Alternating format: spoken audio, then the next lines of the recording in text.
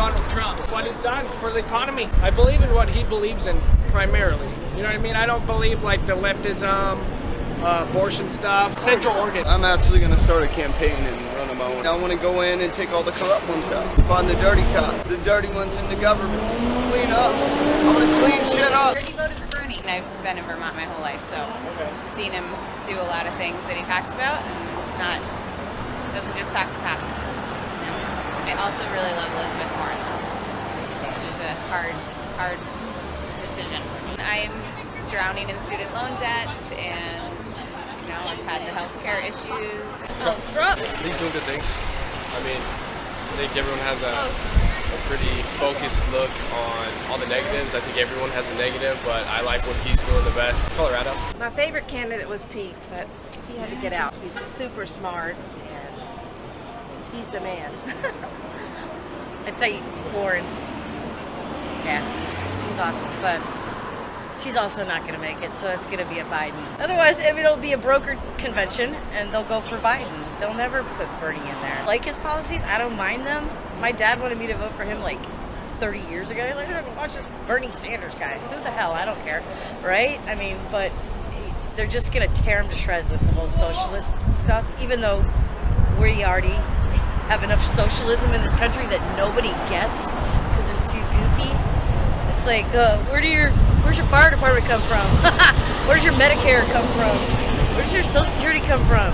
Where do your roads come from? You're all just a bunch of idiots. It's socialism. It's socialism. That's how it works, people. Go build your own damn road. But anyone but Trump. Anybody but Trump. I don't give a shit who it is. I don't care if it's a freaking rock. Yeah. I will vote for the rock. If it's Bernie, I will vote for Bernie. I don't care. Trump sucks. Dallas, Texas. That's coming straight out of Texas, man. I'm registered in Michigan. Bernie, he seems so for the people. Where it's at right now is a little radical one way, and I think that being radical a little bit the other way might be a little better way to kind of swing the pendulum back. I'm drowning in student debt, so like, that's one thing. That's honestly a big one, and just like healthcare. I'm from Minnesota, and she dropped out, so I'm from Minnesota, so I've been following her for a little while, and I just like the way she works and what she's gotten done, and I thought she was the person that could maybe bring us back together. It's unfortunate, starting with the last election, I have absolutely no idea what I can believe from any source. Because you hit experts on both sides, polls on both sides, and it's like, I don't know what's going on. There's so many things to pull your attention in, like the coronavirus, and you read a little bit, and, now there's a wave of, hey, 10,000 people have died from the flu, and this is a much smaller number, so I don't know, interesting. Sanders, I feel like he's one of the more radical candidates, and I think, like, if everyone's rallying behind their own, as far as the Republicans, their own radical candidate, we have to do the same. Definitely need to make sure that we can all go to the doctor, like that's a big thing. I like the student loan vibe, like I like I think it's time that we catch up to the rest of the world, or like other places in the world who do have these kind of systems in place. I do have a lot of friends that are also voting for Warren. Which is cool, but I do think he has a lot of potential, and I think that a lot of people who were a little bit more like, I guess, center-leaning Democrats are starting to move in that direction. The difference between us and the opposition is that we're very nitpicky. And you know what I'm saying? And like, they're not. Like Trump can do anything, and they will find a reason to get behind him. Like the whole thing with the rolling back the water safety. Like they found so many excuses, because I actually debate a lot with conservatives, and they get behind it. They get behind it, and we don't do that. You know what I'm saying? So if there's any time to do that, it's now. Like maybe next time we can be a little bit more, and I think that's what happened with 2016. Like there was so much going on, and we had so many different candidates, and so many different, and it was Hillary, and then Jill Stein was coming in, and you know what I mean? Everybody was so divided, and I think there's still a little bit of that now, but I think it's getting better and people are starting to get it. And like we just need to take cues from them and do the same on our side. We gotta just really get together. I'm still undecided. I don't know when I go to vote. I'm going to vote for whoever I feel is who cares the most about humanity. That's pretty much it. That's pretty much it. I don't care anything. I don't care anything about anything else. Just the candidate that I'm going to vote for is who I feel cares about other human beings. All I want is the world to be a better place. That's it. What's really clear is that you have a candidate who has a real grassroots movement happening that is not taking money from billionaires. And that's the only candidate that's really in the election right now and has a real chance to win.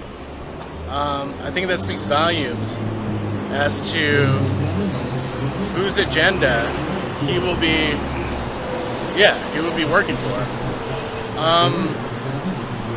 That's a pretty big deal. I can't think in recent memory of someone who hasn't taken money from millionaires or billionaires.